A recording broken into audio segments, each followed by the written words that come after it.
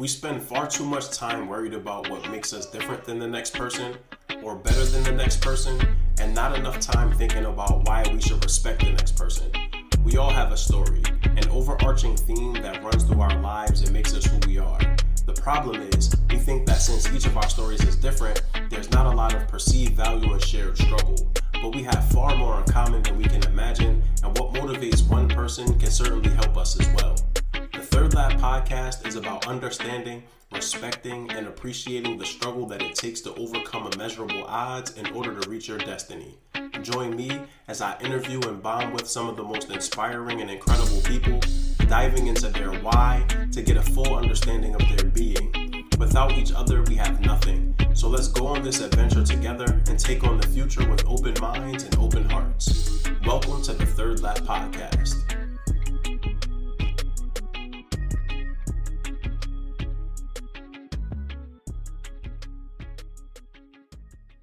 Hey, what's going on, everybody? Thanks again for tuning into another episode of the Third Lap podcast. Today, I have the opportunity to connect with Dijonée Talley, who's a writer, Black woman, public scholar, and abolitionist. Extremely excited, as always, about my conversation today. And I look forward to learning more about Dijonée and the passion for the work that she does. So, Dijonée, what's going on? How are you? Hey, what's up? Thank you. So happy that you reached out. So honored to be here. Yeah, thank you. I'm good. I'm excited. Absolutely. And so how I know Dijonée, so actually I know Dijonée through my wife. My wife works with Dijonée, and the two have been doing some really cool work with like teens at Health Promotion Council. And so my wife, after like one of the meetings, initially meeting Dijonée, was like, hey, Malcolm, like this is a really dope person. Like you got to connect with her. And then when I started the podcast, she was like, you have to connect with her for the podcast. So I was excited that you were open to coming on the show and talking about yourself and your journey. And again, just really allowing people to just dig into who you are as a person and as a human being. But yeah, anything you want to add about how we know each other? Yeah, I think we have a few mutual friends. Was Kyle on your show before? Yeah, Right? yep. Kyle, yep. Kyle Yeah. the conductor. What up, Kyle? So you real connected. We were connected in more than one way. But yeah, Allison was a saving grace when I met her at work. I was like, this place is interesting. Yo, Allison connected me to Kyle. So Allison is really the conductor. Oh. She's the connector here because she is. goes all these places and meets people and like, Malcolm, you got to connect with this person. She connected me with Steve and he connected me with. So I constantly thank Allison for being that connective tissue for me, especially for the show. But yeah, she has nothing but great things to say about you and has always spoke the highest of you every time you've come up. So again, excited to talk to you today. That's amazing. I really appreciate that. Thank you. Of course. Yeah, definitely shout outs to Allison. What up, babe? And so yeah, this is the Rep Your Hood section. So Dijonée, where are you from? I am from New Haven, Connecticut. Okay. Born and raised. It's a city that not many people know. But if you live in the Northeast, you know it. It's weird because it's like, I've heard so many people say, they have Black people in Connecticut. Yeah, they got Black people in Connecticut. Bridgeport, all over Connecticut. Yeah. So I grew up in this weird situation where I was in this very like, urban city. Yeah. Not too hop, skip, but a jump from New York. My mom's from the Bronx. Nice. But with one of the most elite educational institutions in the world, like as my backyard, it was just really weird. Yale University, for those who don't know, is in New Haven, Connecticut. So, growing up proximate to like extreme poverty and also like extreme prestige, like it was interesting. So that's where I'm from. I've been in Philly for 5 years. I love Philly. I consider it a second home. I've always lived in North, so I guess I gotta shut up North a little bit.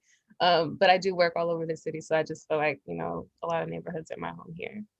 Absolutely, yeah. And when you said people hadn't heard of New Haven, I was like surprised. I'm like, wait, what? Like, right. But I guess when you get away from like the Northeast, that's like the New England area, then yeah, I could see that. No, once you leave New England, it's like the only thing people know about Connecticut is UConn, and I'm like, all right, y'all. It's like pizza, like stop it. Yeah, that's awesome. And glad that you're enjoying yourself in Philly. This is my home, such a dope city. I'm always talking to people about Philadelphia and relocating here and finding themselves career-wise and family-wise. I think it's such a slept-on city that has so much potential. So glad that you're finding this as a second home. So slept on. It's like it's the perfect size. Yep. It's not overwhelming. It's still got like neighborhood feels. You still Yep. get suburbs. You could get everything you want in a big city without all the chaos, I think. Right, and the high prices in New York City, That because part. those That prices are part. backbreaking, man. You can't sustain that if you're not making like a half mil a year, and we're Right. not making that. So, Right. especially in public service work. So, At Philly is all. a great city to be in. And again, Dijonée, I'm glad that you're enjoying it. And so, I'm excited now to really just jump into sort of like the meat of the podcast, which is really about you, and giving you the opportunity to talk about yourself and your journey to where you are. And so, Dijonée, yeah, like start us off. Where would you say your story began, on your ascent to where you are currently? I mean, I got to take it home. Like it really started in New Haven. I think like just how I introduced my hometown and how I experienced it was just bizarre. And I think many people have this experience, but it's just a matter of what you do with it, right? And so, growing up around Yale, my grandmother worked at the university, my mom worked at the hospital, and like having this weird relationship with an institution that kind of locked the neighborhood, kind of very much what Temple does in North Philly. Like you kind of you impose yourself on your surroundings, and like you erase people, and you make them invisible. And it was just this weird thing where my friends growing up didn't get to do a lot of things. Police harassed them, and my mom sent me to school in the suburbs. It's probably, I hope she never goes to jail for this, but my mom used somebody's address to send me to school that I wasn't supposed to go to. And so, I had friends by day who were like, had access to resources in summer camp and sports and lacrosse and all these things. And then I go home and we sit on the porch, you know what I'm saying? And like, Yale students are walking by, and we got Yale police, and we also got like the New Haven police that caters to the Yale students and all those things. And so watching Yale students get away with things that my friends were getting arrested for, right, on the same block. I was like, no, that's not right. You know what I'm saying? And that's when I really started to interrogate the criminal justice system as this thing, this catch-all thing that catches everybody. Like, mental health, poverty, like it's literally all the shit rolls downhill, and it all ends up in our incarceration system. And so I really wanted to like pick that apart. And I spent, the next 10 or 15 years really figuring out what that meant, and really trying to figure out what I could do about it. And so I ended up going the school route. I'll let you know what the verdict is on that. I'm in 23rd grade, getting a PhD in criminal justice after 4 years of undergrad, 2 years of a master's degree. And now I'm in my 5th year in my PhD program. Oh, child. Just like a kid. But no, I've really just spent the last 10 years just trying to figure it out. I think so many things that happen in the criminal justice system are hidden from the public. And so I've just been peeling back those layers for the last 10 years, working with at-risk youth, working with gun carrying young people, working with like in prisons with folks, people who are coming out of prison, and with city government and how they deal with that, or what they decide is a problem, what they decide isn't a problem. It's just I've just been trying to figure out the inner workings of that, and it's you never done learning. I'm still finding out stuff about how we incarcerate people every day, and it's really messed up. So that's kind of how I got here. It was just like really being passionate about the things that I felt were wrong, that I was witnessing around me, and really wanting to have all the knowledge that I could have about it, so that I could, work with other people who were like-minded and interested in the same things, to just to begin to dismantle it, I think. And that's why I'm a prison abolitionist. I think prisons are the most inhumane. I don't even understand it. Like I couldn't even begin to tell you that I've tried to make sense of prison a million times over, and it just does not make sense to me. Um, it has to me, it just has no value. So yeah, that's where I'm at. Yeah, I ordered a book from Angela Davis that she wrote back in like the 70s about abolishing prison. And so, Classic. yeah, it's a classic. And you're digging into the work that I see myself really sort of steering my career in that direction, over the next couple of years, because of the the same experience, but on the school side. So, I see how the prison industrial complex and like policing affects our kids' ability to learn. And you can have the perfect school, but as soon as those kids leave, they're still victimized by the systems around them outside. And so, we have to work diligently at the things that we see are injustices, and offset them the best we can. And so I appreciate the work that you're doing, Dijonée, and I appreciate the fact that you're in 23rd grade and still pushing on and still getting the job done, because the work that you do is impactful, and is needed, especially in a city like Philadelphia, where you see such a large rate of imprisonment, but also the gun violence here is something that I think gets swept under the rug pretty diligently. I mean, you can look at the numbers, and last year the numbers were ridiculous, but when people think of like gun violence, Philadelphia isn't always the top city that folks think of. And so, Dijonée, I would love to hear, what are some of the discoveries that you've come across? What are some of the things that you've learned and found out about the prison industrial complex that's really led you down this pathway of abolish it, and let's find something that works? Yeah, I think there's two things when it comes to prisons that irks me the most. Number one is that we use prison to, it's like when all of our institutions fail, those folks who it fails end up in prison. Like, and instead of looking at that as a system failure, right? We look at that as an individual failure.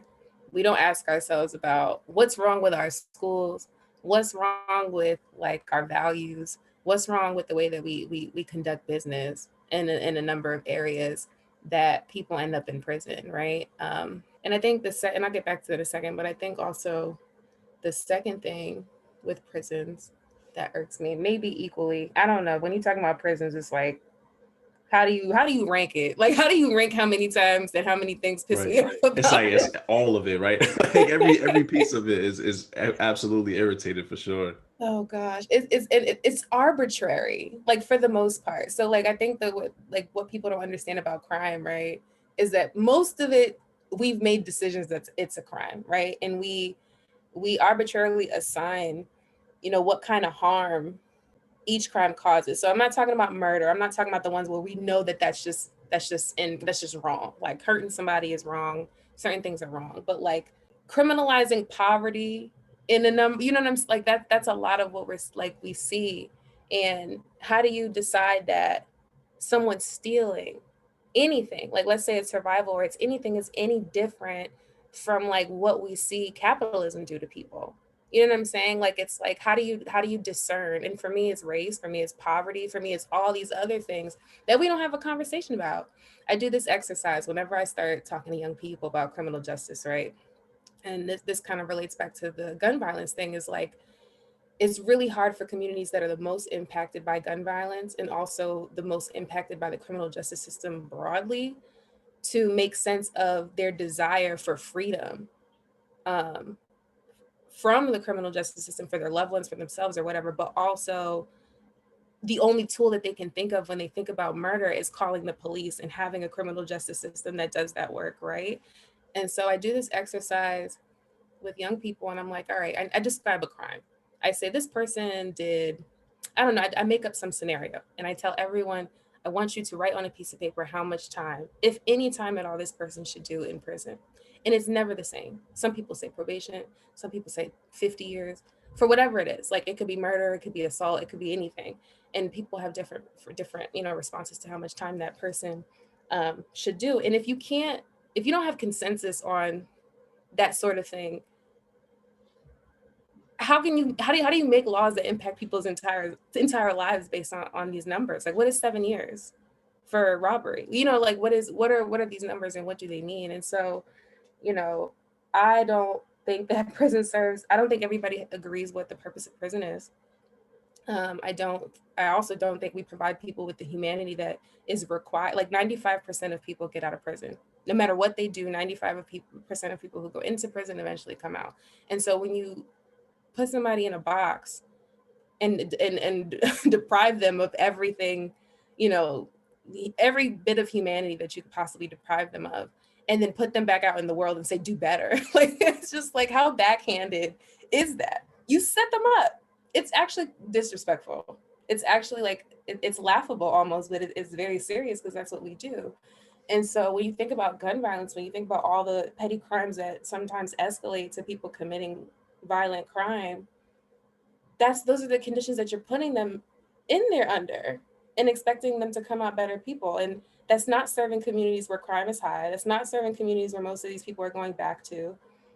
So to me, it's a lot of money for nothing. It's a lot of money for nothing when you really could be investing it on the front end. You can be investing it in schools. You can be investing it in not having food deserts all over the city. You can invest it in people having adequate mental health care. And people not, you're not putting beer stores and selling tobacco on every corner so people could cope. I'm not saying you can't get your smoking your drink on, but a lot of people cope with that stuff because they don't have the other things that they need. So I just think that prisons are ridiculous. And by all means, we can come up with a way where we have to deal with people who really do harm. But the fact is, most people who go to prison are not like, I don't know, they're just not. Think about everybody sitting there right now. These people who got locked up for drug offenses, um, even violent offenders. Like you can't incarcerate your way out of violence, no matter what you do. You just can't. There's no way to do it. So you have to really start thinking about how are we gonna address violence in a way that doesn't rely on incarceration. And I think that that's the key to our, besides, gun policy or whatever. I think really thinking about violence is like a public health issue, and people resorting to violence because of other things that, have to do with our institutions failing them. That's how you really get at it. You have to, the way that I describe it is like, if I can't get rid of the gun, I can manipulate and I can play around with and I can impact a person's decision to pick it up. And all folks' decisions to pick up a gun is often tied to economics, anger, desperation, hopelessness, and just not having. You know what I'm saying? So that's the angle I come at it from. Um, yeah, just prisons are just not it for that. You're listening to the Third Lap Podcast with Mal Davis. Yeah. Yo, talk that talk, Dijonée, man. That's what I like to hear is just the blunt, honest truth. And around the point of like the effectiveness of prison. So I always talk about this, right? So certain gangs, you got to go to prison to get like jumped in, right? Mm-hmm. So how's prison working when it's a means of initiation? Like those two things do not equal out, right? Like you can't tell me that it's criminogenic thing. Right, the worst thing you could do for a person is put them in prison if you want them to stop. Like it's like you're gonna send them to the university of crime and violence. What? They in there like gladiators, man. Locked in. Literally. There's a show called World's Toughest Prisons where there's literally this prison. I love that show. I don't know why. It's the most honest prison show I've seen. Yeah. Because it doesn't show it as all bad, and it shows the humanity of people around the world, really. And there's a prison where literally you have to be gang involved in the prison to survive. Yeah. There. It was one of them like South or Central American prisons. I was watching it with my mans a couple of years ago. And I'm looking at this prison. I'm like, I don't remember what country it was, but I was like, I'm never going to this country because God forbid something happens and I end up in a prison system. Mm-hmm. I'm done. Malcolm will never be heard from again. Like these dudes, like it was like old school Greece gladiator action in there, man. And wow. Yeah, it's, to your point, how are you? 95% of them get out, right? Like they've had to commit atrocious acts inside of prison. And then get released. And on that back end, you've already mentioned that a lot of times folks are going back to where they came from. They're coming out with no resources. When you take away a person's ability to become educated, right, behind bars, when you take away their ability to at least get an associate's degree, a GED, anything, how do you claim that you're rehabilitating this person? Where's the rehabilitation aspect of this process? Because I really don't see it. I see it's like you said, criminalizing poverty. Laws are being enacted by people that aren't affected by the poverty in the first place. So they really don't care what happens. So between the prisons and the police, they cutting us on both sides. And then we get last access to all the resources. So we have no mental health professionals realistically that could offset this stuff. And so like you said, man, it's a vicious cycle where when you analyze it, it makes sense why you should want to break it down and morph into something that's more productive. But there's no money in that for the people that have been making money for years and years and years in this process. And so I would love to hear, Dijonée, what in regards to rehabilitation, because with you having studied this and focused so much of your time and energy on it, like you said, there's always going to be like that violent contingent that there has to be some sort of something in place for them but such a small percentage, right, of the population. In your opinion, I mean, what is at least a step in the right direction? I don't. And we have an hour, so you can't give the answer, right? Like that, it'll probably take longer than an hour.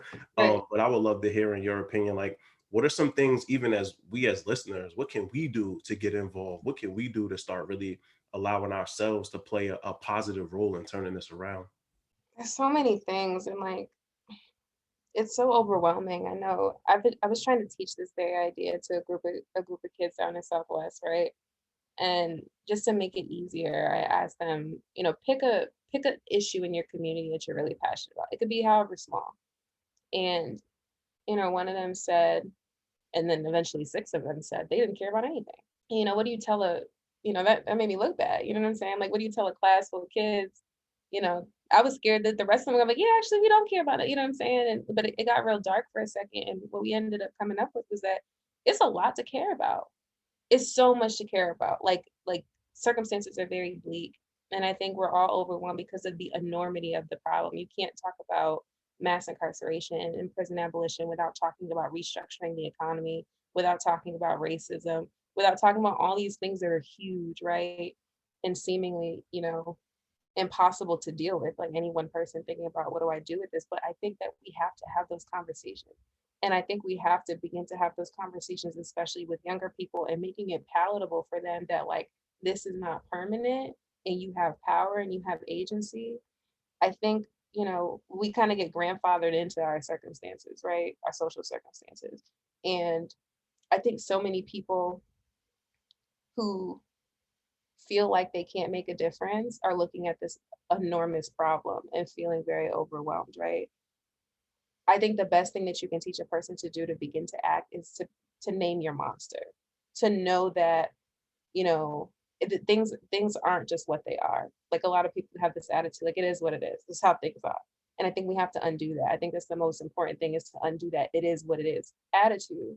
Because, if you do that, you're complicit in some ways with how things are going. So I think if we can begin to have that conversation, if we can begin to look at things systematically to understand the same neighborhoods with high rates of gun violence are the same neighborhoods that are food deserts, are the same neighborhoods where the cops are riding by every 2 seconds, are the same neighborhoods where the trash don't get picked up when it's supposed to get picked up, are the same neighbor, what I'm like, to really look at it and to say like these are structural issues.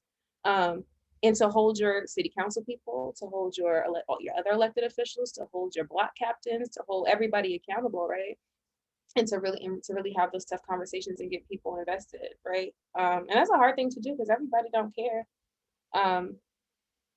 But those conversations need to be had. A lot of people don't have spaces to have these conversations. Even you having this podcast to talk about, like, some people don't talk about this ever. They just go, some people are just trying to eat every day. There's no time to have a conversation about structural inequality and how that impacts my life today, because I got to pay my rent, I got to feed my kids, I got to do whatever it is I have to do today. But I think if we can create more spaces to have these very honest conversations, so people can feel supported, so that people can strategize, so people can work together. I think that's one of the best things that anybody listening right now could do, is to create spaces to talk about what's going on. Create, even if it's block cleanups, even if it's like just mentoring the kids on your street, talking to them, whatever small thing you could do, those things matter. And I've seen those things make major differences in people's lives.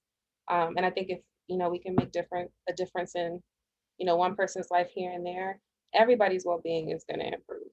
That's just, that might be naive, but I really think about it a lot. And I think about all the changes that have taken place over the last couple of years. However, incomplete we feel like it is today, at some point somebody had to do something, to even get us here. And I feel like the best thing that we could do to honor those folks is to continue to do the small things for ourselves now, for everybody who comes after us. Yeah, I agree wholeheartedly. And the whole component around like it is what it is mentality, yeah, that's apathetic. And apathy will never get you anything that you're trying to get, right? And Yeah. so staying in that middle, you are complicit. You aren't actively doing anything against it, right? Like we talk about that whole the racism spectrum, right? And like if you aren't actively trying to get off of that moving sidewalk, like you're complicit at that point. Right. It's wrong. You're not doing anything. Okay, well then you cool with it. And also just the normalization and desensitization towards violence, specifically gun violence, domestic violence. I mean, especially with our children, um, they see things at such a young age. It's unbelievable. I was working in the South Bronx, and I was teaching eighth grade, and the kids had come to school, and like you see them playing with their phones and stuff, and it's a regular everyday thing. So I'm like, yo, put the phones away. Mhm. So talking, and come to find out, it's a picture of a kid little 15-year-old kid who had got shot in his head, man. And on the way to school, kids had taken a picture of it and were just sharing it around. And I had a whole ass conversation with my kids. I sat them down and I was like, listen, when you normalize this, you Mhm. allow it to continue to happen, right? Like this is wrong no matter what. I don't care where you from. I don't care how old you are. I don't care how many times you've seen it. Every time you see it is wrong, and address it. And yeah, man, we've just become desensitized to it, right? Like when you're subjected to this generation after generation, it becomes normal. And so I love what you said about stepping up, making spaces. I'm always excited to have folks like yourself on here to talk that talk, because Mhm. people need to hear it. I need to hear it, right? Like this is a foot in my behind for me to keep my foot on the pedal to make sure that I continue to provide spaces for people to step up and lean in. So I appreciate you, and appreciate again all the work that you're doing, Dijonée, because it's needed. And you're also the right person to be doing it because you have that lived experience and you've seen it firsthand, like how detrimental it can be, just the injustice that's all around us. So again, I appreciate you and the work that you're doing. And I would love to hear, where do you see yourself going next? So you're going to finish your PhD, you're going to be Dr. Talley. And once that does happen, and you've reached that peak of your professional and personal career and evolutionary process, what do you want to happen at the end of this? What do you see all of this? What do you see it resulting in? You know what? I'd be lying if I said I knew. Um, I've spent a lot of time putting tools in the toolkit. I spent a lot of time getting to know people, getting to know myself, getting to know this work. And I think a lot of us probably think this, like we have grand plans. We like, I'm gonna be a writer, I'm gonna write books, I'm gonna, be at Starbucks when coffee shops were open, I'm gonna write this book every day, whatever it is. And then the more I got my hands dirty, I realized like whatever I'm called to do. That's how I ended up working with Allison. I've worked in gun violence before. I've worked with young people before. I'm really interested in like young people's experiences navigating gun violence while also navigating criminalization as they age into adulthood, right? And just being labeled and things like that. Um, I fell into that because I felt called to do that work. And I feel like if I live the rest of my life being called to certain things, I, I have a lot of interests. If sometimes that's the right, if sometimes that's to teach young people, if sometimes that's to work with entering citizens, if sometimes it's, I feel like it could be a number of things. I just want to be able to use all the tools that I've accumulated and share that with people in whatever way, a higher power privileges me to be able to do that work. So I might be doing a little bit of everything. So I kind of want to make documentaries. You know what I'm saying? I kind of want to do a little journalism with this public scholarship. I think it's going to take me a lot of places, and I want the people to lead me. I want the people that I care about the most and the people I do this work for to lead me in that work. And so there's a little bit of an unpredictability to it, but I think that that's exciting. I think that's what it's about. So yeah, you might see me on TV sometime. You might see my book on a shelf or on Amazon or somewhere. Hopefully, a Black bookstore instead. But we'll see. I'll let y'all know when I get there. I'll let you know where I'm at. I love it, and Allison and I will be cheering you along the whole rest of the way, and always here to support and partner and work with you in any way that we can, because we share that sort of advocacy mentality and service mindset. So I'm sure that like we'll continue to cross paths as the work continues to happen. But I love that you mentioned you're open to doing all of these different things because you have so many various interests. A lot of times we tend to want to like either allow ourselves to be pigeonholed or pigeonhole ourselves for others' comfort. But in reality, when people are multifaceted, don't be afraid to chase those different aspects of yourself. Like that's who you are. Explore them, get to know them, be responsible with them, right? Like you don't want to overdo it, but chase your dreams. I love what you said about like what are you being called to do, and that's a lot how I live my life too. Is I'm called to do different things, and when it's time for me to serve, I step up. And when I know it's that time, it's that time. So, you know, I'm excited to see for you what continues to happen when the book hits the shelves. We're gonna have a whole book party, man. It'll be post COVID, so we're gonna be out here in Philly getting it popping. I can't wait. That's gonna be exciting. But that Dijonée, so dope. Just, you know, to hear that you're open to whatever may happen in the future. But you just know whatever it is, it'll be with the people and for the people. And yeah, man, keep that mentality, and no doubt you'll end up going wherever it is that you're supposed to be. You're listening to the Third Lap Podcast with Mal Davis. Yeah. You know, Dijonée, you talked a little bit about growing up in New Haven and just that seeing the disparity in resources and opportunity, and just seeing the dichotomy of how the people from the neighborhood were treated versus the students that were coming in. So there's like an outside occupation, right? And so what is your motivation though? Why are you so deep into this? You know, you've literally dedicated your life and your career to addressing these things that you saw at such a young age. But I mean, a lot of us have seen it, right? A lot of people have been victimized by these same circumstances and systems. Why have you gotten in and just stayed in and made sure that you continue to walk down this pathway? That's a really, really good, deep question. And if I'm being completely honest with myself and with you all, I think some of it was and still is survivor's guilt. And I hate to say that because I don't want to make it seem like, I don't know, some part of that doesn't feel good to say. Because if I don't want to feel like or make it seem like I'm trying to make up for something, some advantage. I don't think I had an advantage. I think everything comes down to circumstances. It might have been down to a moment. It might have been down to a day. It might have been down to a person. In one conversation, why my life went a little different than a lot of people who I grew up with and who I love and I care about. To me, the randomness of that is so unfair. And I lose sleep over it. I lose sleep. It's the fire in my belly that gets me up, is knowing that it could have been really different.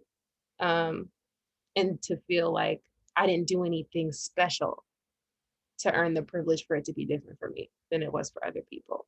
And I don't want that to be the case. I'm thankful. I'm appreciative, but I don't think that should be the case for our kids. I don't think any kid should feel like they're rolling the dice on what their life is, and it's structural, right? But when we talk about neighborhoods that are experiencing the most distress, the most social neglect, right? It's a dice roll for us to get out. Like, who gets out? Who gets to transcend this? It's so random, and it's so unfair. That's really what keeps me going. It's a puzzle to me. Like, I don't get it.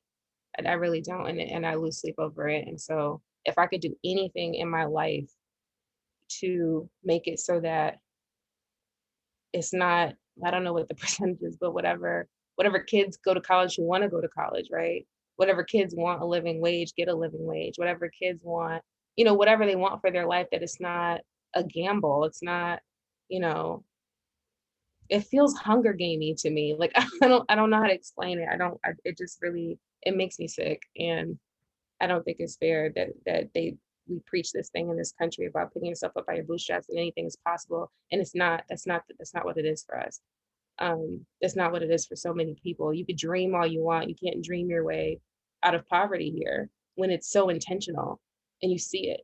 A lot of it is so intentionally constructed so that people cannot have their needs met. Yeah. Sorry if that was like long-winded, but like that's really how I feel a lot of days. No apologies necessary at all. That hit home with me 100%, around like the survivor's guilt.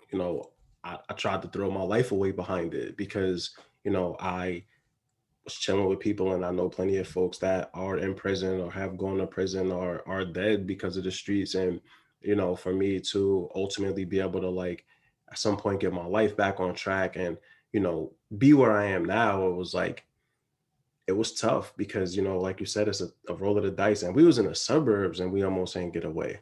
Right. And so come on, man, you tell yourself that when you move your children to the burbs and out of the hood, and if you have a young Black boy or girl or non-binary child in this world, especially in the United States. Every system out here is against them. It doesn't really matter where they are, inner city, suburbs, rural. This is just this is an ongoing thing that affects us everywhere we go. And so, I completely relate to what you said, and that roll of the dice, like it can't be this randomized.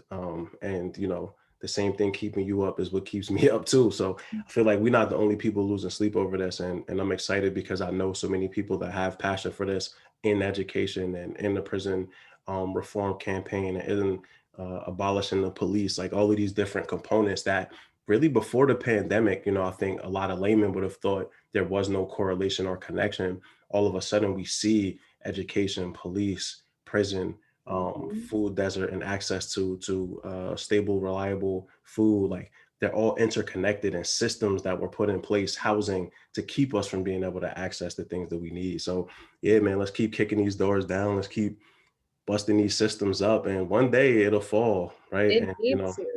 It needs to. And just to add to that, like this gun violence thing, me doing this gun violence fellowship at this time, like starting in 2019 and seeing, one of the highest gun homicide years since the early 90s in Philly, right? Like we're talking like right around the height of the crack epidemic.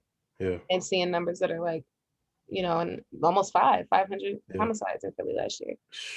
To say that the pandemic, to say that crime is not related to structure, to say that crime is not related to poverty and, having your basic needs met, for last year to be what it was, and for anyone to think that it was a coincidence at the same year that we have this pandemic and that schools are closed and, mentoring programs are shut down and community centers are closed and people were hoarding groceries for a little bit last year and toilet paper and, all infrastructure fell apart and gun violence went up.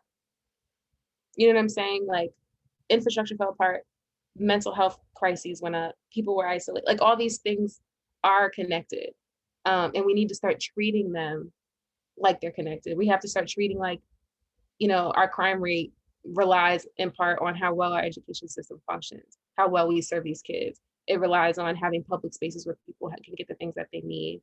And if that doesn't happen, then nobody learned a lesson at all in the pandemic. We literally I can't, there was no better way of illustrating, not to say that like I wish the pandemic on us, but there was no better way to illustrate how honestly shitty our institutions are. Until we were put into a crisis where we failed a lot of people, we continue to fail a lot of people, right? Especially people who were already being failed before and underserved before. So I agree with you 100%. It's this mentality that was instilled in me a while ago, but it basically is like apply pressure to everything, like pressure test everything, right? And the pandemic applied pressure to all of our systems, and every system failed. So first of all, we should be extremely concerned because we've been electing people and they've been getting public dollars to do X, Y, and Z, and clearly none of that has been done. There were no safeguards in place for us, right? Like we had to beg for what, $1,200, and some people didn't even get that. They wanted to give us $800 the next go around, even though people getting evicted, they didn't stop evictions. The whole system broke down. And so, I'm cautiously optimistic that when we come out of this pandemic, that people will continue the work that's being done. But part of me is scared when you could go back to Miami Beach and you don't have to wear a mask and you could get it popping on Instagram again. Like, are people going to be this diligent about equity, right? When the sun is shining and you could run around and do your thing again and be on Tinder dating and all that, you don't have to worry no more. I wonder, does the passion dissipate? I hope not, because we need to keep this energy going.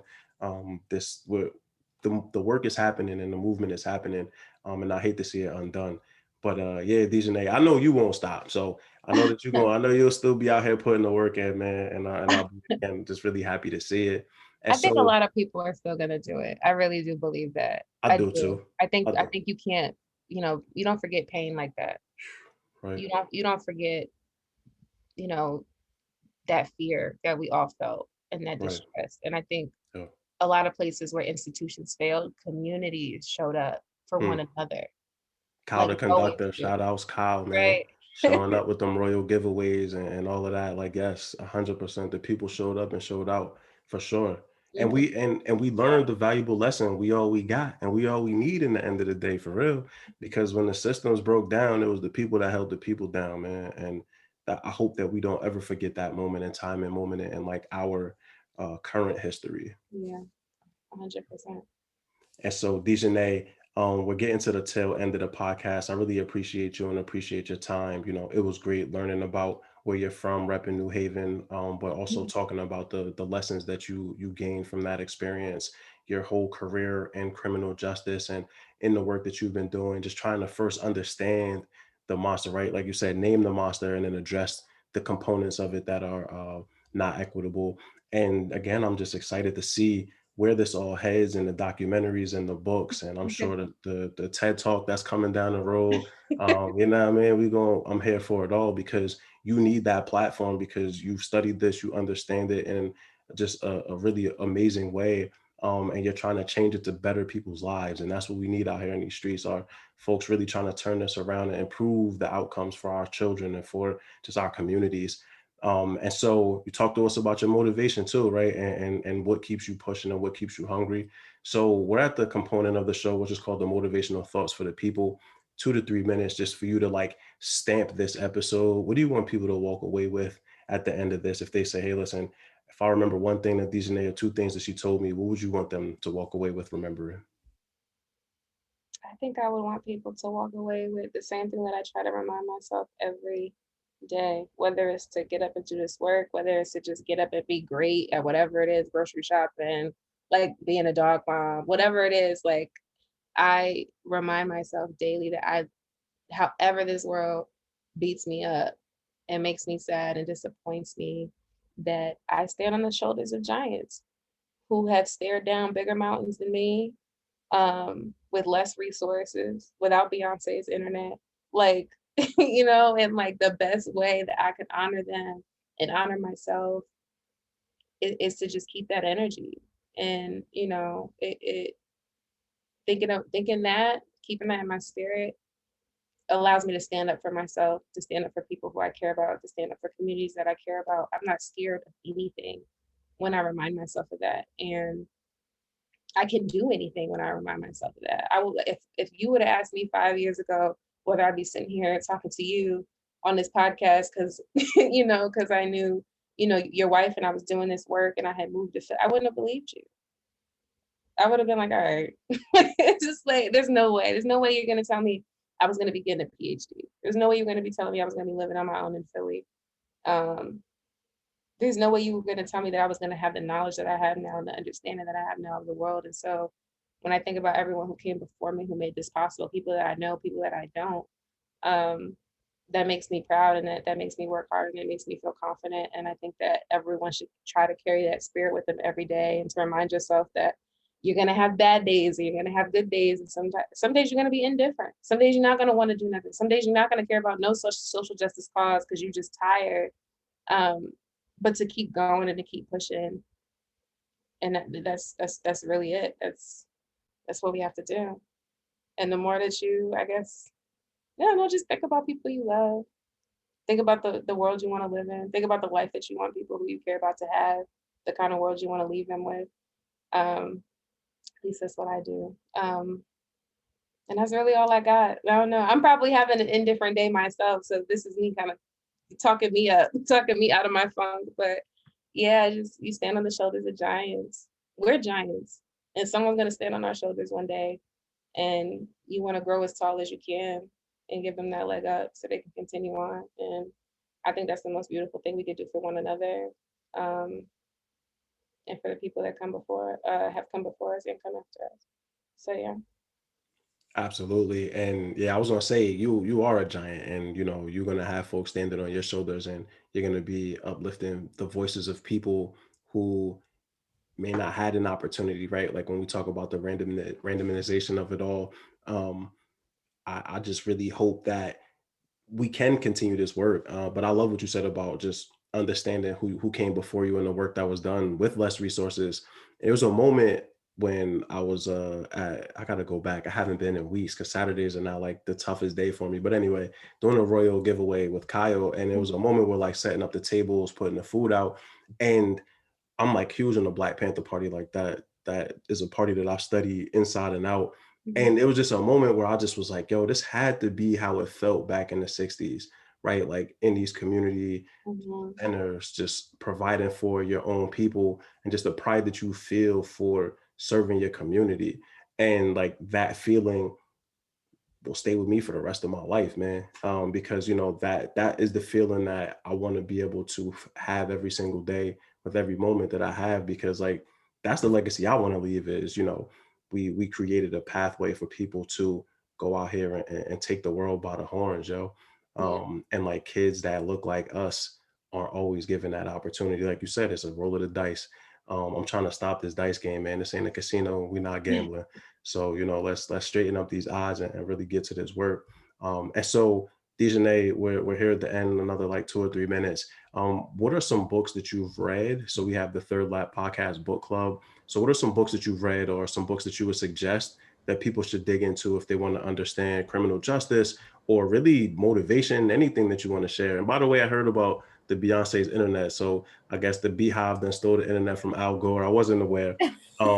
But I should have known. But it's Beyonce's now, so I'm gonna go ahead with it. I just wanted to say I heard it. I caught it. But yeah, what are Beyonce's internet? It might be somebody else's tomorrow, but today it will be Beyonce's. So that's how I feel. Listen, man, as powerful as she is, it'll stay hers for a long time, I'm sure. But yeah, what are some books that you would suggest people check out? All right. So given the topics of today, one of the books that I want to tell y'all about is called Until We Reckon.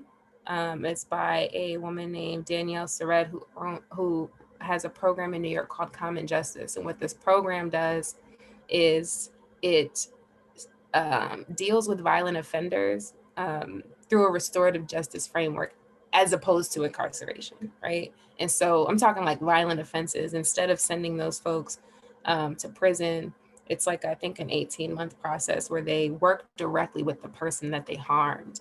Both the victim and the perpetrator opt into this. And it's a long, very intentional process. And I think the reason why I want y'all to tap into this is because the way that this book allowed me to understand prison as the only option is because we've made it the only option, and that there are other ways of dealing with violence. It's like she describes it as like if you're in the middle of the desert and there's a hot dog stand, you eating a hot dog.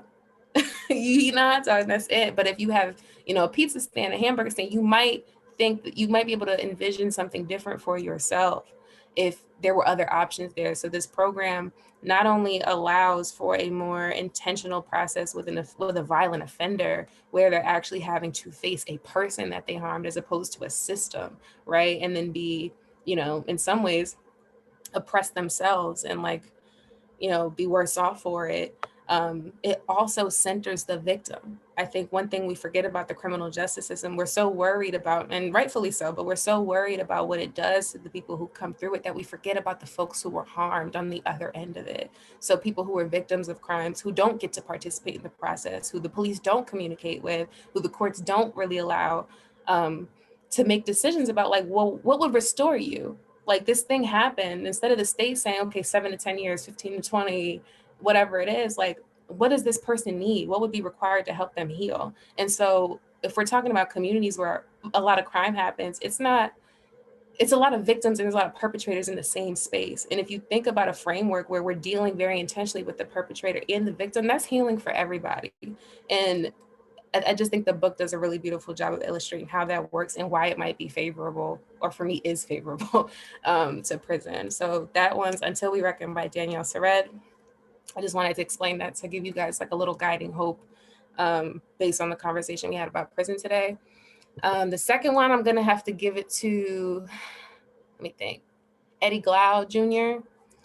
He's a professor at Princeton, but he has a book called Begin Again, James Baldwin's America and Its Urgent Lessons for Our Own. That's a good book. I love James Baldwin. I refer to him as Uncle James.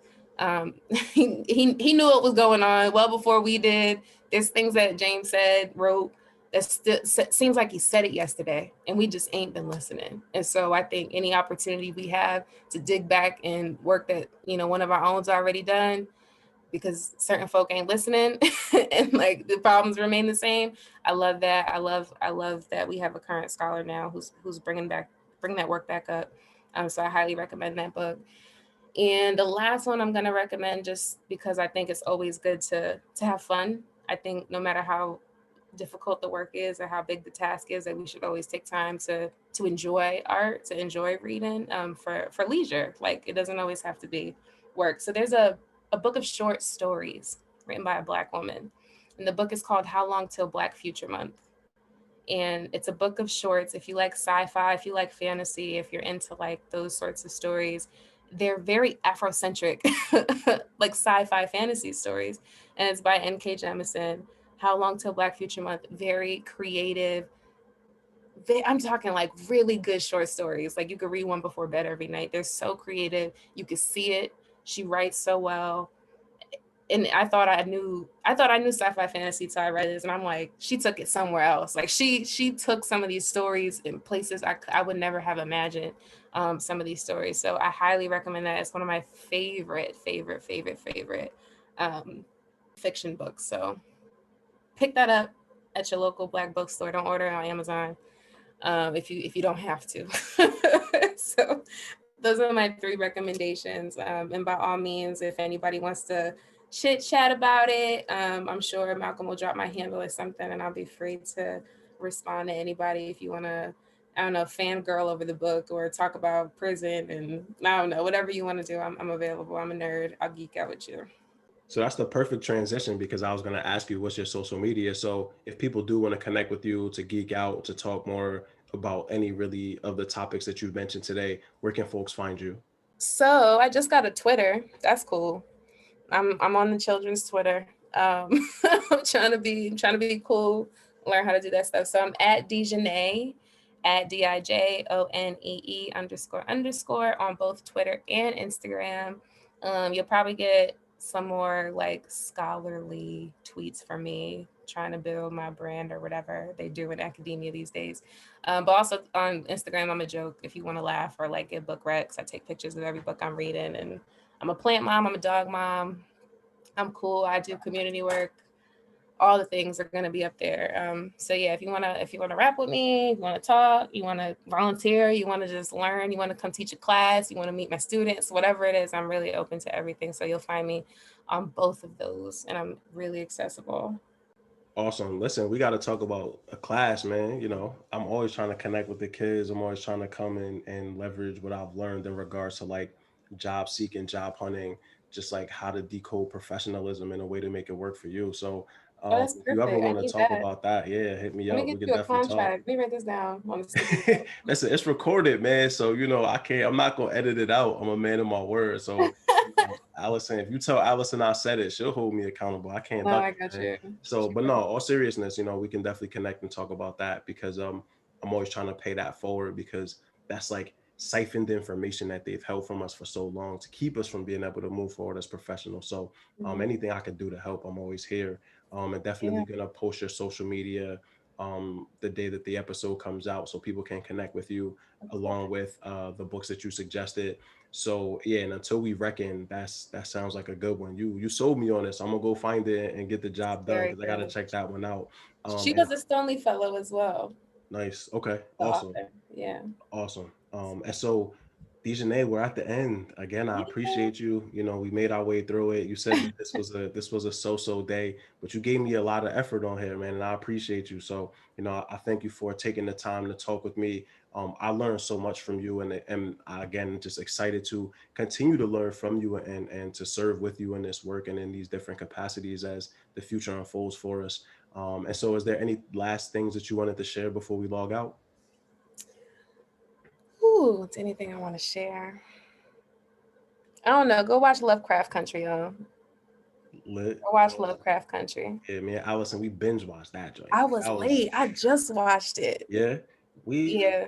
If y'all see me on Twitter or Instagram, y'all gotta send me all the shows because I was like a smooth 6 months late watching Lovecraft Country. Yo, be honest, I'm late to everything. Like, I'm not the dude watching it when it comes out. Like, I might watch Power 10 years from now, yo. We'll see what happens. Maybe. I doubt it. I haven't watched it. I'm one of them people. I've not seen that. I ain't seen Grey's Anatomy. I ain't seen How to Get Away with Murder. I'm awful. Scandal, none of it. None of those 4 of us. Now they're gonna be in my mentions like, you have not seen. But if y'all got some recommendations that aren't those things, send them my way. I would appreciate that. Do you watch Always Sunny in Philadelphia? I don't. That's a suggestion. I suggest that all the time. You got to kind of get over the fact that like they're poor white trash, because like Philly has very interesting race relations, and like that demographic of Philadelphians is an interesting group of folks. But that show is funny, and it's well written. Yeah, it's funny. Like, I got Allison into it. I don't know how. Got her in the South Park too. So really, I'm trying to picture Allison watching South Park.